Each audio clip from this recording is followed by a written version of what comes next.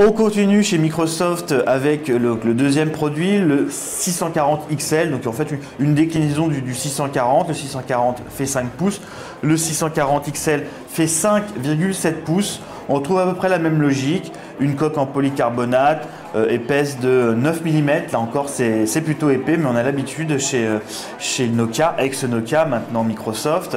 Et une machine qui fait 171 grammes. La prise en main est toujours plutôt confortable, plutôt solide. C'est des machines positionnées sur l'entrée milieu de gamme qui sont franchement solides.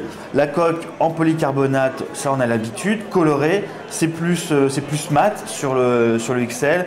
Glossy, glossy et brillant sur le 640 classique. Une épaisseur de 9 mm, je l'ai dit, mais une batterie de 3000 mAh sur du 5,7 pouces, ça devrait le faire côté autonomie. La dalle 5,7 pouces, je l'ai dit, fait du 1280 par 720 pixels. Là encore, c'est très classique, c'est de l'IPS.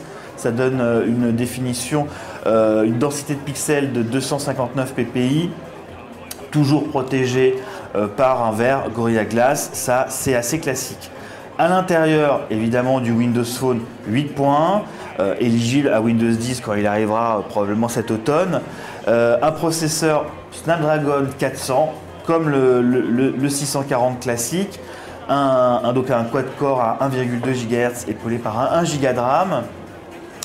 Côté APN, côté appareil photo, c'est un petit peu mieux que le 640 classique. On est sur un 5 mégapixels en façade et 13 mégapixels au dos avec une optique Carl Zeiss et surtout l'application Lumia Camera qui était généralement réservée au flagship. Côté prix, c'est toujours très canon sur cette gamme puisqu'il commencera à 249 € pour le Lumia 640 XL en version 4G ou en version double SIM. Ça sera disponible courant avril.